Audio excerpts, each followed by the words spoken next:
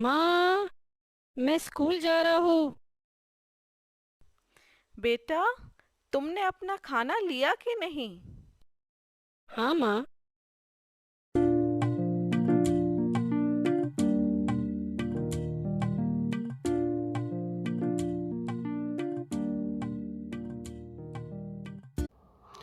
Good morning प्यारे बच्चों। आज हम ट्वेल्थ क्लास की फ़िज़िक्स पढ़ेंगे, जिसके अंदर हम फर्स्ट यूनिट पढ़ेंगे। म- मेरा नाम जोगिंदर सोनी है और हम फर्स्ट यूनिट के अंदर इलेक्ट्रोस्टैटिक्स के अंदर इलेक्ट्रिक फील्ड का टॉपिक आज हम पढ़ेंगे। इलेक्ट्रिक फील्ड के अंदर जो टॉपिक हम कवर करेंगे वो टॉपिक्स यहाँ बताए गए हैं।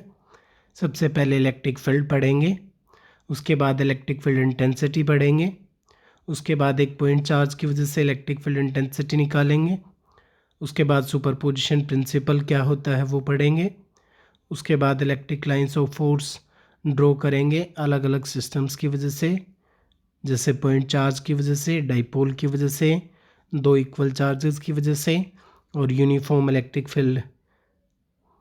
और नेक्स्ट टॉपिक हमारा होगा इलेक्ट्रिक लाइंस ऑफ फोर्स की प्रॉपर्टीज़। उसके बाद पढ़ेंगे इलेक्ट्रिक डाइपोल, फिर इलेक्ट्रिक डाइपोल की वजह से इलेक्ट्रिक फील्ड इंटेंसिटी पढ़ेंगे, उसके बाद टॉर्क निकालेंगे एक डाइपोल की वजह से, उसके बाद वर्क डन निकालेंगे एक इलेक्ट्रिक डाइपोल के ऊपर। तो सबसे पहले हम बात करते हैं इलेक्ट्रिक फील्ड की कि इलेक्ट्रिक फील्ड क्या होती है। बच्चों, इलेक्ट्रिक फील्ड क्या होती है, अगर मैं आपको बताऊं इलेक्ट्रिक फील्ड क्या होती है। जैसे मान लीजिए कोई हमारे पास कोई चार्ज हो, जैसे ये एक पॉजिटिव चार्ज है हमारे पास। इस पॉजिटिव चार्ज के चारों तरफ एक स्पेस होगा, जिसके अंदर अगर बाहर से कोई दूसरा चार्ज आएगा तो उस चार्ज के ऊपर फोर्स लगाएगा ये वाला चार्ज। इस चार्ज को अगर मैं कहूँ कि ये क्यू चार्ज हमारे पास है, जो कि एक सोर्स चार्ज है, और बाहर कोई हमने एक और चार्ज रख लिया क्यू नोट चार्ज, तो ये जो क्यू नोट चार्ज हमने रखा है इसको बोलते हैं हम टेस्ट चार्ज। ये हम क्यों, हमारा सोर्स चार्ज है, ये टेस्ट चार्ज है। अगर इस टेस्ट चार्ज को मैं इस क्यू चार्ज के पास लेके आना चाहूँगा तो इस क्यू नोट चार्ज के ऊपर फोर्स लगेगी, और जितनी भी फोर्स ये अनुभव करेगा वो इलेक्ट्रिक फील्ड इंटेंसिटी कहलाती है। तो अभी हम पढ़ेंगे इलेक्ट्रिक फील्ड इंटेंसिटी के बारे में। पहले इलेक्ट्रिक फील्ड की डेफिनेशन क्या है देखिए। इलेक्ट्रिक फील्ड क्या है, किसी भी चार्ज के चारों तरफ का स्पेस है या सिस्टम ऑफ चार्जेस के चारों तरफ का स्पेस है, जिसके अंदर बाहर से कोई दूसरा पार्टिकल आता है तो वो कोई फोर्स एक्सपीरियंस करता है। थ्योरेटिकली इलेक्ट्रिक फील्ड की बात करें तो वो इन्फिनिटी तक होती है, लेकिन प्रैक्टिकली अगर बात की जाए तो वो एक सर्टेन डिस्टेंस तक ही लिमिटेड होती है। इलेक्ट्रिक फील्ड इंटेंसिटी होती क्या है, तो उसको मेज़र करने के लिए टर्म यूज़ की जाती है इलेक्ट्रिक फील्ड इंटेंसिटी या electric field intensity, electric field को मेज़र करने के लिए। तो इलेक्ट्रिक फील्ड जो है किसी भी पॉइंट के ऊपर अगर हमें पता करनी है कितनी है, तो हम ये पता करेंगे कि एक यूनिट पॉजिटिव चार्ज के ऊपर कितनी फोर्स लगेगी जब एक बहुत ही छोटा पॉजिटिव चार्ज जो है उस पॉइंट के ऊपर रख दिया जाएगा। जैसे एग्जांपल के लिए हम बात करें कि मान लीजिए ये एक प्लस क्यू चार्ज है और एक हमारा क्यू नोट चार्ज है, तो ये प्लस क्यू चार्ज इस क्यू नोट चार्ज के ऊपर कितनी फोर्स लगाएगा। ये क्यू नोट चार्ज बहुत छोटा चार्ज है, अगर ये इसके ऊपर फोर्स लगाएगा तो पॉजिटिव पॉजिटिव को रिपेल करेगा।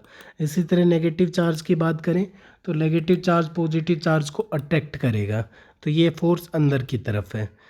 तो क्यू हमारा यहाँ पे सोर्स चार्ज है, क्यू नोट टेस्ट चार्ज है, एफ फोर्स है, और ई इलेक्ट्रिक फील्ड है।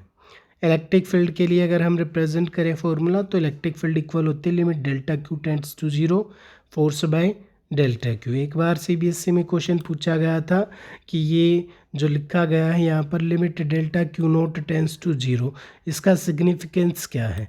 तो इसका सिग्निफिकेंस क्या है बच्चों, कि क्यू नोट चार्ज जो है वो इतना ज़्यादा छोटा चार्ज है, टेस्ट चार्ज इतना ज़्यादा छोटा चार्ज है कि वो ओरिजिनल चार्ज की फील्ड को डैमेज नहीं कर सकता, डिस्टर्ब नहीं कर सकता। इसको हम simply force by Q note भी लिख सकते हैं, या फोर्स का फॉर्मूला जब रखेंगे तो फोर्स हमारा बराबर होती है 1/4 pi epsilon q nought by r square. Q nought से क्यू नोट कैंसिल आउट हो जाएगा, तो ये आंसर हमारे पास बच जाएगा। तो टेस्ट चार्ज जो वो बहुत बहुत ज़्यादा छोटा कंसिडर किया जाता है, क्योंकि इसकी प्रेजेंस से ओरिजिनल चार्ज की कॉन्फ़िगरेशन के ऊपर कोई फ़र्क नहीं पड़ना चाहिए। और जो हम इलेक्ट्रिक फील्ड मेजर करना चाहते हैं वो इलेक्ट्रिक फील्ड एग्जैक्ट मेजर होनी चाहिए। अब क्यू नोट जो है वो पॉजिटिव लिया जाता है बाय कन्वेंशन, ताकि इलेक्ट्रिक फील्ड की डायरेक्शन और फोर्स की डायरेक्शन सेम हो सके। अगर इलेक्ट्रिक फोर्स हम किसी नेगेटिव चार्ज पार्टिकल के ऊपर बात करें तो वो इलेक्ट्रिक फील्ड से अपोजिट डायरेक्शन में होती है। इलेक्ट्रिक फील्ड जो है एक वेक्टर क्वांटिटी है जिसका मैग्नीट्यूड और डायरेक्शन हम किसी भी पॉइंट के ऊपर डिटरमाइन कर सकते हैं।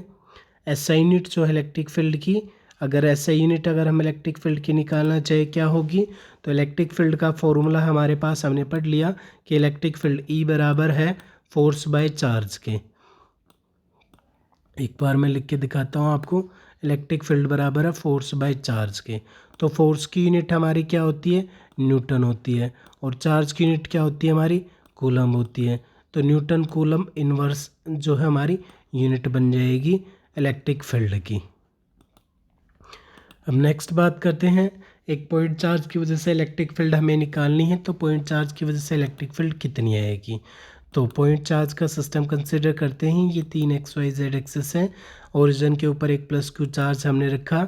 इस प्लस क्यू चार्ज की वजह से पी पॉइंट के ऊपर इलेक्ट्रिक फील्ड इंटेंसिटी निकालनी है, तो यहाँ पर टेस्ट चार्ज रखेंगे क्यू नोट। अब पॉजिटिव चार्ज को रिपेल करेगा।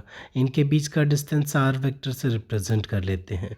तो जितनी भी फोर्स क्यू नोट के ऊपर लगेगी क्यू चार्ज के द्वारा, उसका फॉर्मूला लिखेंगे तो फोर्स बराबर होगी 1/4 pi epsilon q nought by r square into r unit vector. R unit vector की डायरेक्शन में फोर्स लग रही है, वेक्टर क्वांटिटी है फोर्स, इसलिए यूनिट वेक्टर यहाँ पर लगाया गया है। अब इस यूनिट वेक्टर को हम कन्वर्ट भी कर सकते हैं। हमें पता है कि यूनिट वेक्टर जो होता है, जैसे आर यूनिट वेक्टर अगर हमारे पास है तो यूनिट वेक्टर का फॉर्मूला क्या होता है, vector divided by its magnitude. तो vector divided by its magnitude R vector का जो है वो आर के इक्विवेलेंट ही है। तो ये वैल्यू यहाँ पर रख दी हमने, तो यहाँ रखने पर नीचे आर स्क्वायर से आर मल्टीप्लाई होके आर क्यूब हो गया हमारा। तो फोर्स की वैल्यू आ गई हमारी। अब हमें निकालनी क्या है, इलेक्ट्रिक फील्ड। इलेक्ट्रिक फील्ड का फॉर्मूला हम पढ़ चुके हैं कि इलेक्ट्रिक फील्ड इंटेंसिटी बराबर होती है force divided by test charge q nought के। फोर्स की वैल्यू हमने निकाल ली ऊपर, इस वैल्यू को यहाँ रखेंगे, तो रखने पर क्यू नोट से क्यू नोट कैंसिल आउट हो जाएगा, ये हमारा आंसर बच जाएगा। और सिंपली हम लिख सकते हैं, अगर इसको डायरेक्शन रिप्रेजेंट करनी हो तो वेक्टर फॉर्म में जब लिखेंगे तो पीछे आर यूनिट वेक्टर में वापस से कन्वर्ट कर दिया इसको। अब इलेक्ट्रिक फील्ड की डिस्टेंस के साथ अगर रिलेशन देखें तो इलेक्ट्रिक फील्ड जो है हमारी वो इन्वर्सली प्रोपोर्शनल डिस्टेंस के स्क्वायर की। यहाँ से हम देख सकते हैं कि इलेक्ट्रिक फील्ड जो हमारी वो इन्वर्सली प्रोपोर्शनल है डिस्टेंस के स्क्वायर के। तो inversely proportion to r square हम कहेंगे इलेक्ट्रिक फील्ड को।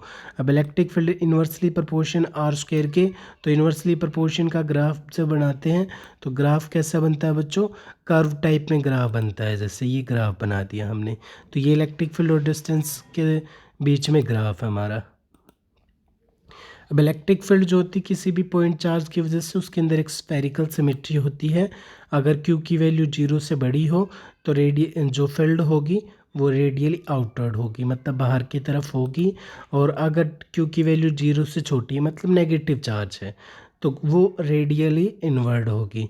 तो पॉजिटिव चार्ज की वजह से बच्चों इलेक्ट्रिक फील्ड क्या होती है, बाहर की तरफ होती है, रेडियली आउटवर्ड। और नेगेटिव चार्ज की वजह से बच्चों इलेक्ट्रिक फील्ड क्या होती है, रेडियली इनवर्ड होती है। अब अगर कोऑर्डिनेट्स के अंदर हम इलेक्ट्रिक फील्ड को रिप्रेजेंट करें तो आर वेक्टर की वैल्यू हमने रख दी XI cap plus YJ cap plus ZK cap coordinates की फॉर्म में।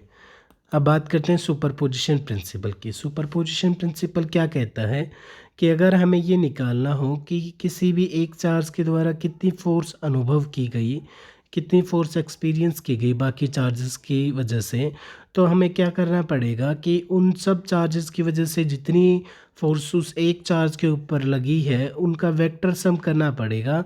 तो टोटल फोर्स निकल के आ सकती है और इसी तरह इलेक्ट्रिक फील्ड निकल के आ सकती है।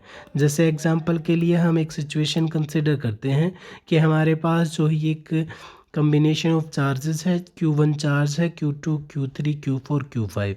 Q1 चार्ज जो है ये एक फ्लोटिंग चार्ज है और ये Q2, Q3, Q4, Q5 ये फिक्स चार्ज है। तो ये जो Q1 चार्ज है ये अलग अलग चार्जेस जो हैं, जो पॉजिटिव चार्ज हैं वो इसको रिपेल करेंगे और नेगेटिव चार्ज इसको अट्रैक्ट करेंगे।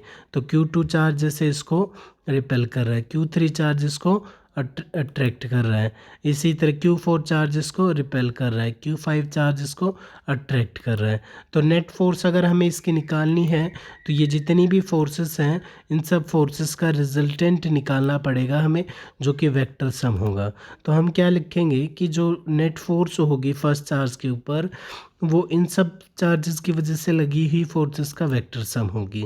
और इसको हम रिप्रेजेंट करें कोऑर्डिनेट्स की फॉर्म में, तो फोर्स का formula 1/4 Q1 Q2 into distance का स्क्वायर होता है, या फिर R vector divided by R cube लिखते हैं। तो आर वेक्टर की वैल्यू निकालेंगे तो R A minus R B. A की वैल्यू हमारी यहाँ पर 1 है और बी की वैल्यू जो है वो 2 से शुरू करके 5 तक हमारी है, तो फोर्स निकल जाएगी हमारी। अब जो इंटरेक्शन है चार्जेस के बीच में वो दूसरी चार्जेस की वजह से स्टडी की जा सकती है। जो चार्ज है जिसके ऊपर इन्फ्लुएंस होगा बाकी चार्जेस की वजह से उसे हम फ्लोटिंग चार्ज मानेंगे और बाकी चार्जेस को रिजिड चार्ज मानेंगे। एग्जाम्पल के लिए जो फर्स्ट चार्ज हमारा था वो हमने फ्लोटिंग चार्ज माना था और जो कि Q2 Q4 के द्वारा रिपेल किया गया था और Q3 और Q5 के द्वारा वो अट्रैक्ट किया गया था।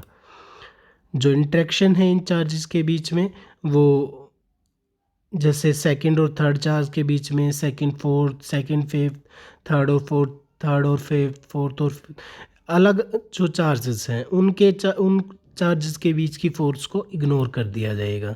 तो सुपरपोजिशन जो है इलेक्ट्रिक फील्ड के लिए भी होल्ड करता है, इलेक्ट्रिक फील्ड के लिए भी सेम पैटर्न में हम सुपरपोजिशन प्रिंसिपल लगा सकते हैं।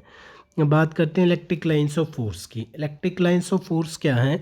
ये इमेजिनरी लाइंस भी हो सकती, इमेजिनरी लाइंस होती हैं जो कि स्ट्रेट भी हो सकती हैं और कर्व्ड भी हो सकती हैं।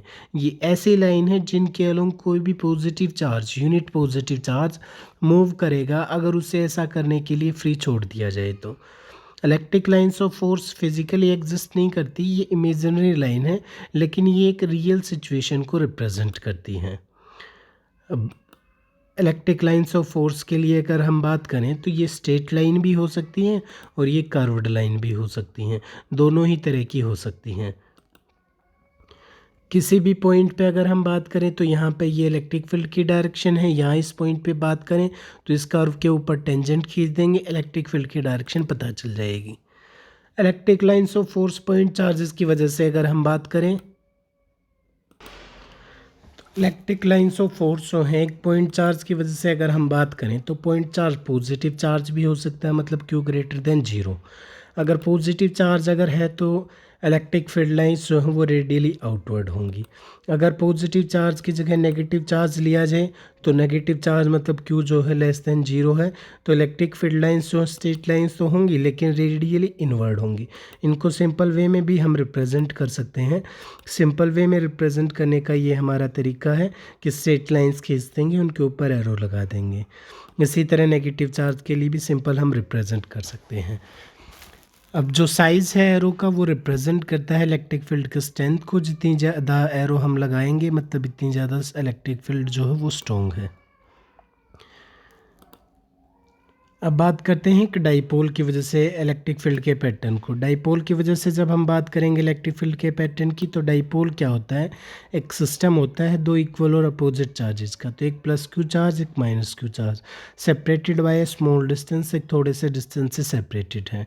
अब इनकी वजह से इलेक्ट्रिक फील्ड लाइन देखेंगे तो हमने पढ़ लिया पॉजिटिव चार्ज से इलेक्ट्रिक फील्ड लाइन निकलती हैं और नेगेटिव चार्ज के अंदर इलेक्ट्रिक फील्ड लाइन जाती हैं। तो देखिए ये पॉजिटिव चार्ज से बच्चों निकल रही हैं और नेगेटिव चार्ज के अंदर ये जा रही हैं।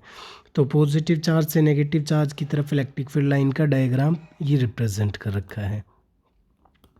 किसी भी पॉइंट के ऊपर अगर हमें इलेक्ट्रिक फील्ड की डायरेक्शन पता करनी हो, जैसे यहाँ पी पॉइंट के ऊपर इलेक्ट्रिक फील्ड की डायरेक्शन पता करनी है, तो हम क्या करेंगे, यहाँ पर टेंजेंट खींचेंगे और टेंजेंट जो है वो हमें इलेक्ट्रिक फील्ड की डायरेक्शन देगी।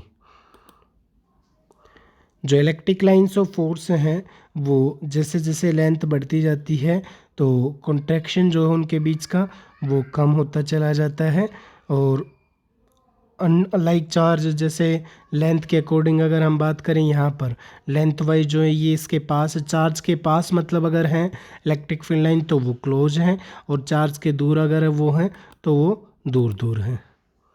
इलेक्ट्रिक लाइंस ऑफ फोर्स जो हैं दो इक्वल चार्जेस की वजह से अगर हम बात करें, तो जैसे पॉजिटिव और पॉजिटिव चार्ज की वजह से बात करें, तो पॉजिटिव चार्ज की वजह से इलेक्ट्रिक फील्ड लाइन बाहर की तरफ निकलती हैं, तो पॉजिटिव चार्ज की वजह से इसकी वजह से भी बाहर की तरफ निकाल the electric field line.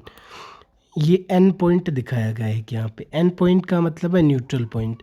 Neutral point ऐसा पॉइंट होता है जहाँ पर net electric field intensity zero है। इन दोनों चार्जेस की वजह से इस न्यूट्रल पॉइंट के ऊपर इलेक्ट्रिक फील्ड इंटेंसिटी जीरो है। तो इलेक्ट्रिक लाइंस ऑफ फोर्स जो हैं वो एक लेटरल प्रेशर एग्जिट करती हैं, जो कि रिपल्शन को शो करता है दो लाइक चार्जेस के बीच में। अब यूनिफॉर्म फील्ड की वजह से इलेक्ट्रिक फील्ड लाइन की बात करेंगे। जैसे ये दो प्लेट कंसीडर कर ली है हमने, एक पॉजिटिव चार्ज प्लेट, एक नेगेटिव चार्ज प्लेट, तो इनके बीच में यूनिफॉर्म इलेक्ट्रिक फील्ड बनेगी, तो पैरेलल लाइन से ड्रॉ की जाएंगी जो यूनिफॉर्म इलेक्ट्रिक फील्ड को रिप्रेजेंट करती हैं। अब प्रॉपर्टीज़ पढ़ते हैं इलेक्ट्रिक लाइंस ऑफ फोर्स की। इलेक्ट्रिक लाइंस ऑफ फोर्स जो हैं वो इमेजिनरी लाइंस हैं। एक यूनिट पॉजिटिव चार्ज अगर इलेक्ट्रिक फील्ड के अंदर रखा जाएगा तो वो एक पाथ फॉलो करेगा अगर उसको ऐसा करने दिया गया तो, और उसी पाथ को इलेक्ट्रिक फील्ड लाइन बोलते हैं। जैसे ये +1 कूलम चार्ज देखिए, यहाँ से रिपीट यहाँ हमने रखा था और ये यहाँ से इसने अपनी पोजीशन चेंज कर ली, यहाँ आ गया, तो मतलब इस लाइन के अलोंग ये मूव कर गया +1 कूलम चार्ज, तो ये लाइन क्या कहलाई, इलेक्ट्रिक फील्ड लाइन कहलाई। जो इलेक्ट्रिक लाइंस ऑफ फोर्स हैं वे पॉजिटिव चार्ज से निकलती हैं और नेगेटिव चार्ज पे ख़त्म होती हैं। जैसे यहाँ दिखाया गया, पॉजिटिव चार्ज से इलेक्ट्रिक फील्ड लाइन निकल रही हैं और नेगेटिव चार्ज पे जाके टर्मिनेट हो रही हैं। किसी भी इलेक्ट्रिक फील्ड के ऊपर टेंजेंट खींचेंगे तो वो हमें इलेक्ट्रिक फील्ड की डायरेक्शन देगा उस पॉइंट के ऊपर। जैसे ये एक कर्व हमने बनाई इलेक्ट्रिक फील्ड लाइन, इसके ऊपर एक पॉइंट P रिप्रेजेंट किया जिसके ऊपर एक टेंजेंट हमने खींची, तो ये टेंजेंट जो है इलेक्ट्रिक फील्ड की डायरेक्शन हमें बताएगा। दो इलेक्ट्रिक लाइंस ऑफ फोर्स कभी भी इंटरसेक्ट नहीं कर सकती। अगर वो इंटरसेक्ट करती हैं तो वहाँ पर दो टेंजेंट होंगी, और इसका मतलब है इलेक्ट्रिक फील्ड्स की दो वैल्यू एक ही पॉइंट पे, जो कि प्रैक्टिकली पॉसिबल नहीं है। फर्दर इलेक्ट्रिक फील्ड जो है एक वेक्टर क्वांटिटी है और उसको रिप्रेजेंट करने के लिए केवल एक ही रिजल्टेंट होगा एक पॉइंट के ऊपर, जो कि एक टेंजेंट से रिप्रेजेंट किया जाना चाहिए किसी भी पॉइंट पे। जैसे एग्जांपल डायग्रामेटिकली हम शो करें, ये दो इलेक्ट्रिक फील्ड लाइंस है जो एक पॉइंट के ऊपर इंटरसेक्ट कर रही हैं, यहाँ पर दो टेंजेंट बन गई 1 E2, तो ये दो टेंजेंट्स दो डायरेक्शंस को रिप्रेजेंट करी जो प्रैक्टिकली पॉसिबल नहीं है, तो ये इम्पॉसिबल सिचुएशन है, पॉसिबल नहीं है। इलेक्ट्रिक लाइंस ऑफ फोर्स जो हैं वो क्लोज़र अगर हैं तो इसका मतलब है कि इलेक्ट्रिक फील्ड स्ट्रॉन्ग है, और इलेक्ट्रिक फील्ड लाइंस दूर दूर हैं तो इसका मतलब इलेक्ट्रिक फील्ड जो है वो वीक है।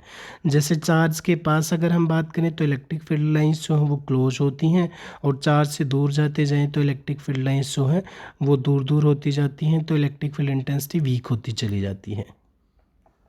ऐसा ही नेगेटिव चार्ज के लिए होता है। चार्ज के पास इलेक्ट्रिक फील्ड लाइंस जो हैं वो क्लोज होती हैं तो इलेक्ट्रिक फील्ड इंटेंसिटी स्ट्रॉन्ग होती हैं, और दूर जाते जाते हैं तो इलेक्ट्रिक फील्ड इंटेंसिटी वीक होती चली जाती है।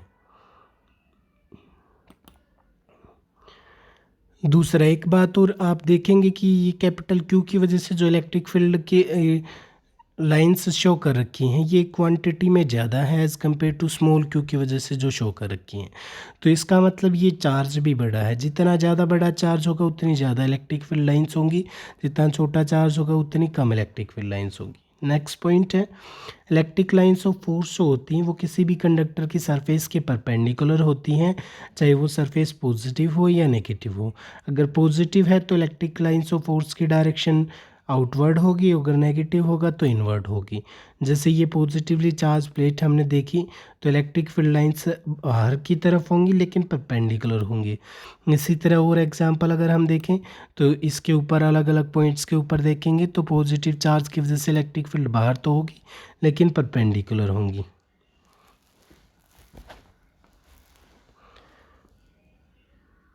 इलेक्ट्रिक लाइंस ऑफ फोर्स जो हैं वो कॉन्टैक्ट करती हैं लेंथ वाइज, तो वो रिप्रेजेंट करती हैं दो अनलाइक चार्जेस के बीच के अट्रैक्शन को। इलेक्ट्रिक लाइंस ऑफ फोर्स जो हैं एक लेटरल प्रेशर को रिप्रेजेंट करती हैं जो रिपल्शन को रिप्रेजेंट करता है दो लाइक चार्जेस के बीच में।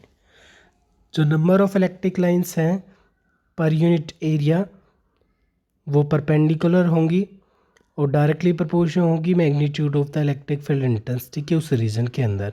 जैसे delta N by delta is directly proportion to E. Electric lines of force कभी भी किसी कंडक्टर के अंदर से पास नहीं होती, इसलिए जो कंडक्टर है वो फ्री होता है, इलेक्ट्रिक फील्ड का इन्फ्लुएंस कंडक्टर के अंदर नहीं होता। जैसे ये एक पॉजिटिव चार्ज प्लेट है, ये एक नेगेटिव चार्ज प्लेट है और इसके अंदर कोई भी कंडक्टर अगर हमने रख दिया तो इस पॉजिटिव चार्ज की वजह से इस कंडक्टर की सरफेस पे नेगेटिव चार्ज आ जाएगा, इस सरफेस पे पॉजिटिव चार्ज आ जाएगा, लेकिन इसके अंदर कोई भी चार्ज नहीं बचेगा तो इसके अंदर कोई भी इलेक्ट्रिक फील्ड की वैल्यू नहीं होगी। देखिए ये इलेक्ट्रिक फील्ड डायग्राम शो किया गया तो पॉजिटिव से नेगेटिव इलेक्ट्रिक फील्ड, पॉजिटिव से नेगेटिव इलेक्ट्रिक फील्ड, लेकिन इसके अंदर कोई फील्ड नहीं है, know field. Electric lines of force जो हैं वो किसी इंसुलेटर के अंदर से पास हो सकती हैं। नेक्स्ट बात करते हैं अब इलेक्ट्रिक डाइपोल की। इलेक्ट्रिक डाइपोल क्या एक सिस्टम होता है दो इक्वल और अपोजिट चार्जेस का जो एक स्मॉल डिस्टेंस से सेपरेटेड होता है। जैसे इलेक्ट्रिक फील्ड जो प्रोड्यूस की जाती है डाइपोल के द्वारा उसे हम डाइपोल फील्ड बोलते हैं। इसके बाद आता है electric dipole moment. Electric dipole moment क्या है, किसी भी डाइपोल की स्ट्रेंथ हमें मेज़र करनी है तो वो इलेक्ट्रिक डाइपोल मोमेंट कहलाती है जो कि एक वेक्टर क्वांटिटी होती है। जिसे हम रिप्रेजेंट करें इलेक्ट्रिक डाइपोल को तो a pair of equal and opposite charges separated by a small distance 12 is known as electric dipole. Electric dipole की जो डाइपोल मोमेंट है वो पी वेक्टर से रिप्रेजेंट की जाती है और इस डाइपोल मोमेंट की डायरेक्शन होती है नेगेटिव चार्ज से पॉजिटिव चार्ज की तरफ। डाइपोल मोमेंट का फॉर्मूला आता है क्यू इंटू 12। जो तो मैग्नीट्यूड जो इलेक्ट्रिक डाइपोल मोमेंट का वो प्रोडक्ट है magnitude of either charge and distance between the two charges. जो डायरेक्शन है वो नेगेटिव चार्ज से पॉजिटिव चार्ज होगी डाइपोल मोमेंट की हमेशा। एसआई यूनिट की बात करें तो चार्ज की एसआई यूनिट होती है कूलम, डिस्टेंस की यूनिट होती है मीटर, तो इसकी एसआई यूनिट बन जाएगी कूलम मीटर। एक आइडियल डाइपोल की अगर हम बात करें तो आइडियल डाइपोल क्या है जिसके अंदर चार्जेज बड़े होते जाएं और सेपरेशन जो उनके बीच का वो छोटा होता जाए। अब एक डाइपोल की वजह से इलेक्ट्रिक फील्ड इंटेंसिटी निकालेंगे हम कि कितनी आएगी। सबसे पहले इलेक्ट्रिक फील्ड इंटेंसिटी निकालेंगे एक्सियल लाइन के ऊपर। एक्सियल लाइन के ऊपर इलेक्ट्रिक फील्ड इंटेंसिटी निकालते हैं तो एक्सियल लाइन क्या होती है बच्चों, एक्सियल लाइन एक ऐसी लाइन होती है जो दोनों चार्जेस के सेंटर से पास हो। जैसे ये जो लाइन है ये एक्सियल लाइन है, दोनों चार्जेस के सेंटर से पास हो रही है, इसके ऊपर हमें इलेक्ट्रिक फील्ड इंटेंसिटी निकालनी है। तो इलेक्ट्रिक फील्ड इंटेंसिटी निकालनी तो दोनों चार्जेस के बीच का सेपरेशन होता है हमारा 12 और हमने मिड पॉइंट मान लिया तो ये डिस्टेंस एल हो गया ए से लेके ओ तक का और ओ से लेके बी तक का एल हो गया। डाइपोल मोमेंट की डायरेक्शन होती है नेगेटिव चार्ज से पॉजिटिव चार्ज की तरफ।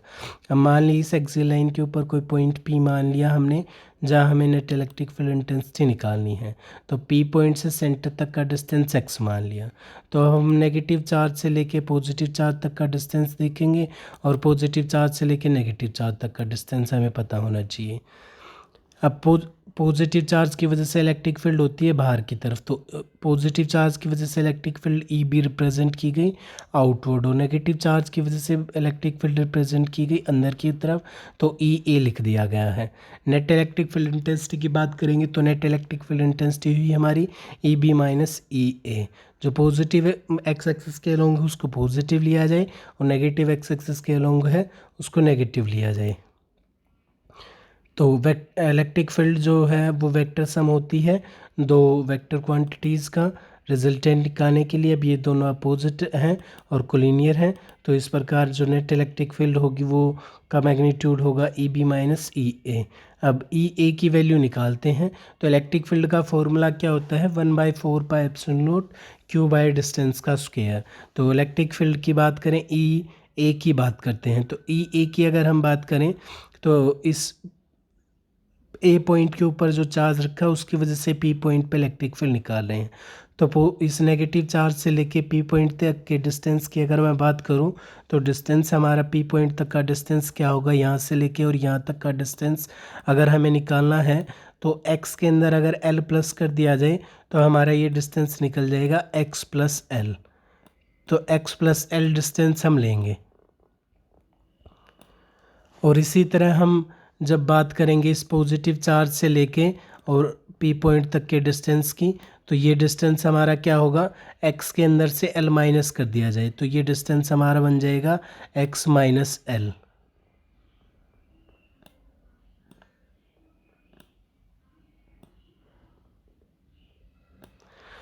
तो ये डिस्टेंस देखिए, इलेक्ट्रिक फील्ड जब ए पॉइंट पे जो चार्ज है उसकी वजह से निकाली गई तो डिस्टेंस लिया गया x प्लस एल। तो 1/4πε0 Q by X plus L square. और ये x एक्सिस के अलोंग है तो x एक्सिस के along unit vector I cap होता है, तो आई कैप से रिप्रेजेंट कर दी डायरेक्शन। इसी तरह हम दूसरे चार्ज की वजह से इलेक्ट्रिक फील्ड निकालेंगे।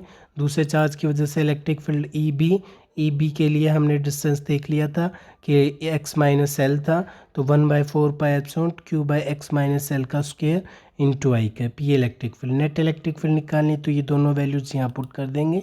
जब पुट करेंगे तो नेट इलेक्ट्रिक फील्ड की वैल्यू निकल के आएगी।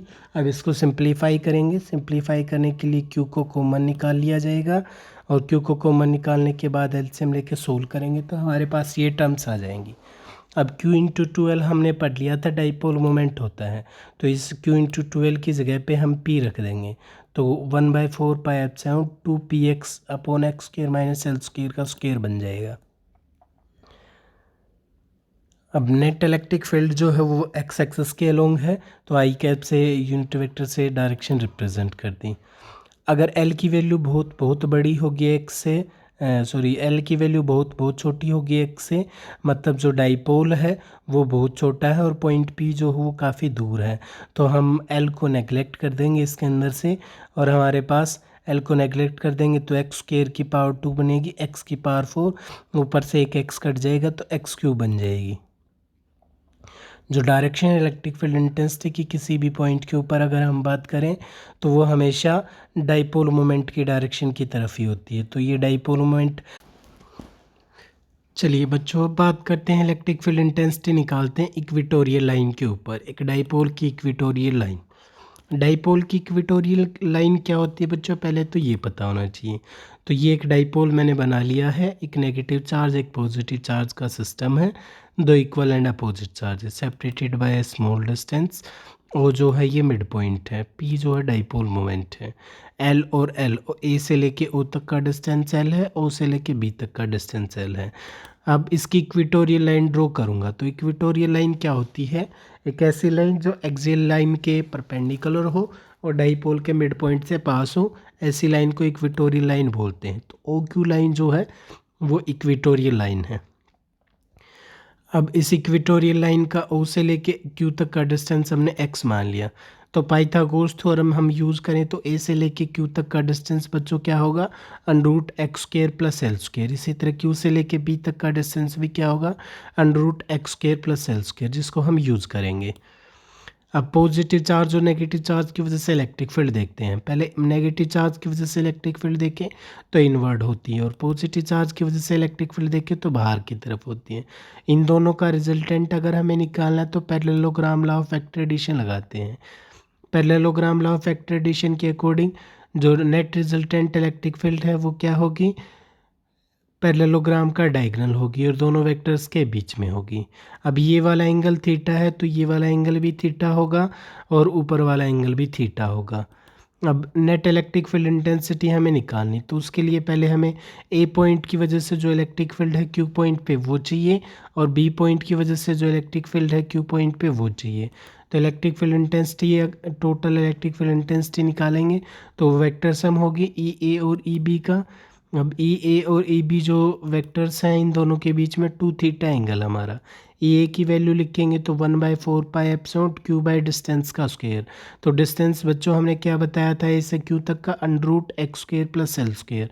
तो अंडर रूट से स्क्वायर कैंसिल आउट हो चुका है यहाँ पे। अब इसी तरह ई बी लिखेंगे तो ई बी के अंदर भी के क्यू बाई डिस्टेंस का स्क्वायर, अंडर रूट जो है वो कैंसिल आउट हो चुका है स्क्वायर से। नेट इलेक्ट्रिक फील्ड इंटेंसिटी है बच्चों हमें निकालनी, तो हम क्या करेंगे, इनको कंपोनेंट्स में तोड़ेंगे। देखिए ये parallelogram law of vector addition का डायग्राम मैंने बनाया। अब ई ए और ई बी के कंपोनेंट्स बनाऊंगा मैं। तो जहाँ थीटा होगा वहाँ कोस कंपोनेंट होंगे, और जहाँ परपेंडिकुलर होगा वो वर्टिकल कंपोनेंट माना जाएगा। तो ई ए साइन थीटा और ई बी साइन थीटा ये दोनों एक दूसरे के इक्वल एंड अपोजिट हैं, तो ये एक दूसरे को कैंसिल आउट कर देंगे। और ई बी कोस थीटा और ये कोस थीटा ये सेम डायरेक्शन में है, तो इनको प्लस कर लेंगे नेट इलेक्ट्रिक फील्ड इंटेंसिटी निकालने के लिए। तो net electric field intensity Q point पे क्या होगी, E A cos theta plus E B cos theta. अब ई ए कोस थीटा और ई बी कोस थीटा दोनों के अंदर से कोस थीटा कॉमन ले सकते हैं। ई ए और ई बी की वैल्यू सेम है तो डबल हो जाएगी, तो डबल कर दिया इसको। और कोस थीटा की वैल्यू हमने बेस बाय हाइपोटेन्यूज की फॉर्म में रख दी। बेस की वैल्यू हमारे पास इस ट्रायंगल के अंदर अगर हम बात करें तो बेस की वैल्यू हमारे पास एल है, और हाइपोटेन्यूज की वैल्यू क्या थी, under root x square plus L square. Under root का मतलब पावर 1/2 भी लिख सकते हैं। इसको कंबाइन करेंगे तो इसकी पावर 3/2 हो जाएगी, और ऊपर 2QL बन जाएगा। Q इंटू 2L जो है वो फॉर्मूला होता है हमारा डाइपोल मोमेंट का, तो इसकी जगह पे हम P रख देंगे। अब जो नेट इलेक्ट्रिक फील्ड इंटेंसिटी है वो नेगेटिव एक्स एक्सिस के अलोंग आई है, तो माइनस का आई कैप लगाया गया है। अगर जो जिस पॉइंट पे इलेक्ट्रिक फील्ड हम निकाल रहे हैं वो बहुत दूर हो और डाइपोल लेंथ उसके कंपैरिजन में बहुत छोटी हो, तो हम इस एक्सप्रेशन के अंदर से x square plus L square के अंदर से एल को नेगलेक्ट कर सकते हैं। तो एल को नेगलेक्ट अगर इसके अंदर से कर दिया जाए तो हमारे पास एक्स स्क्वायर की पावर 3/2 बचेगा, 2 से 2 कट जाएगा तो एक्स क्यूब बचेगा।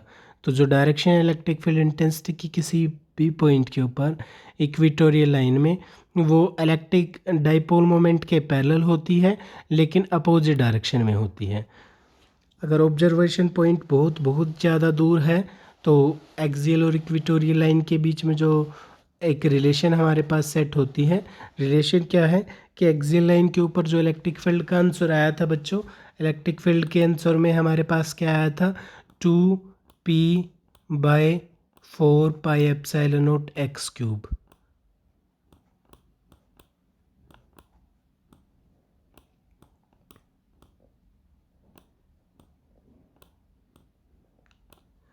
ये आंसर बच्चों हमारा आया था एक्सियल लाइन के लिए।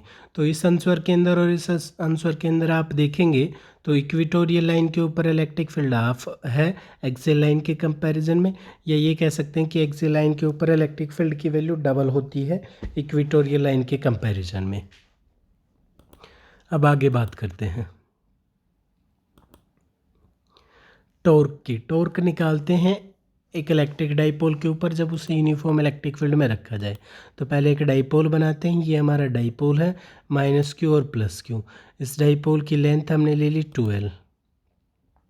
अब इसको यूनिफॉर्म इलेक्ट्रिक फील्ड में रिप्रेजेंट करते हैं। डाइपोल मोमेंट की डायरेक्शन होती है नेगेटिव टू पॉजिटिव। ये यूनिफॉर्म इलेक्ट्रिक फील्ड हमने बना दी। पॉजिटिव चार्ज के ऊपर जो इलेक्ट्रिक फील्ड लगेगी वो QE, नेगेटिव चार्ज के ऊपर जो इलेक्ट्रिक फील्ड लगेगी QE, लेकिन इलेक्ट्रिक फील्ड से अपोजिट डायरेक्शन में लगेगी। तो जो फोर्सेस हैं जिनका मैग्नीट्यूड QE है, ये दोनों एक दूसरे के इक्वल हैं और अपोजिट हैं, तो नेट फोर्स जो डाइपोल पे लग रही है वो 0 है। मतलब इसका क्या हुआ कि कोई ट्रांसलेशन मोशन नहीं होगा डाइपोल के अंदर, लेकिन जो फोर्सेस लग रही हैं उनकी लाइंस ऑफ एक्शन अलग होने की वजह से वो एक कपल फॉर्म करती हैं।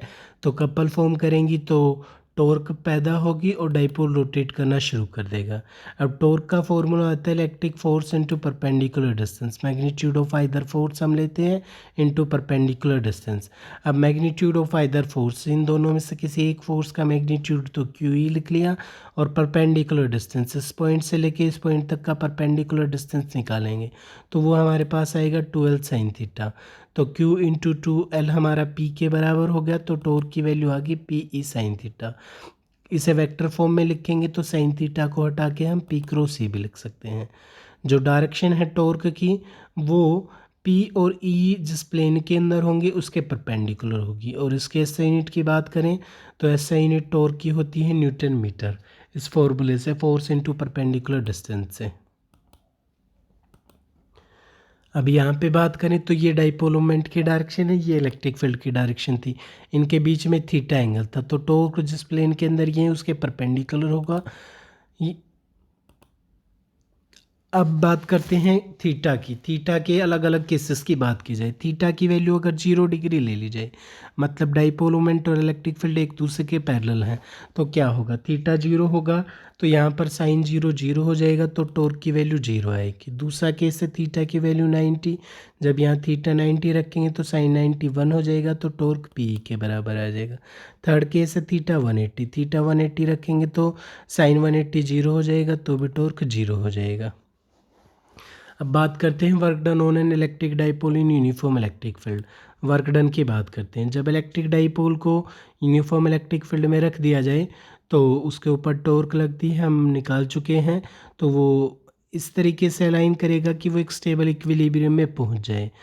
तो डायग्राम बनाते हैं पहले। ये डाइपोल हमारा जिसकी लेंथ 2L है, इसको यूनिफॉर्म इलेक्ट्रिक फील्ड में रखते हैं। अब सपोज़ ये इनिशियली थीटा 1 एंगल इसने इलेक्ट्रिक फील्ड के साथ बनाया है। पॉजिटिव चार्ज के ऊपर फोर्स लगेगी QE, नेगेटिव चार्ज के ऊपर फोर्स लगेगी QE, लेकिन इलेक्ट्रिक फील्ड से अपोजिट डायरेक्शन में लगेगी। अब ये जो फोर्स लगी इसकी वजह से क्या हुआ, ये दो फोर्स इक्वल एंड अपोजिट हैं, तो ये डाइपोल को रोटेट करवाएंगी, क्योंकि कपल फॉर्म करेंगी, कपल की वजह से टॉर्क प्रोड्यूस होंगी, तो ये रोटेट करेंगी। अब रोटेट जब इसने किया तो सपोज स्मॉल एंगल से रोटेट किया डी थीटा से, तो वर्क की वैल्यू अगर हम लिखना चाहें कि वर्क की वैल्यू कितनी है, तो वर्क का फॉर्मूला होगा टाउ डी थीटा। और सपोज ये फाइनल एंगल है हमारा थीटा 2, तो थीटा 1 से लेके ये थीटा 2 तक रोटेट करके गई है, तो टाउ की वैल्यू हमने पढ़ ली थी, टॉर्क की वैल्यू पी साइन थीटा थी, तो डी डब्ल्यू की value P sine theta D theta बन गई। अब वर्क हमें निकालना है, तो थीटा 1 से थीटा 2 तक ये रोटेट किया है, P sine theta D theta, तो पी ई कॉन्स्टेंट है, साइन थीटा का इंटीग्रेशन करेंगे तो कोस थीटा होगा, उसके अंदर लिमिट पुट करेंगे, साइन थीटा का इंटीग्रेशन करेंगे तो माइनस कोस थीटा होगा, और माइनस का साइन जो है वो अंदर लेने के बाद ये टर्म्स पलटी गई हैं, cos theta 2 minus cos theta 1 आएगा लिमिट पुट करने पर, लेकिन माइनस का साइन अंदर ले लिया तो cos theta 1 minus cos theta 2 हो गया। जो पोटेंशियल एनर्जी होती है वो जनरली 0 ली जाती है जब थीटा की वैल्यू 90 डिग्री हो। जब पोटेंशियल एनर्जी अगर मान लीजिए किसी भी एंगल थीटा के ऊपर है तो पोटेंशियल एनर्जी की value minus U P cos theta हो जाती है। पोटेंशियल एनर्जी जो है वो 0 ली जाएगी जब कोई आर्बिट्रली हम बात करेंगे। अब केस फर्स्ट की बात करते हैं। जब थीटा की वैल्यू 0 हो तो कोस 0 की वैल्यू 1 होगी, तो u इक्वल होगा माइनस पी की, इसे स्टेबल इक्विलिब्रियम बोलते हैं। जब थीटा की वैल्यू 90 होगी तो कोस 90 0 u इक्वल टू 0 हो जाएगा, और जब थीटा की वैल्यू 180 डिग्री होगी तो u पी के इक्वल होगा, इसे अनस्टेबल इक्विलिब्रियम बोलते हैं। थैंक यू दोस्तों, इसी के साथ हमारा इलेक्ट्रिक फील्ड का टॉपिक ख़त्म होता है। चैनल को सब्सक्राइब करना ना भूलें और वीडियो को लाइक करना ना भूलें। Thank you so much.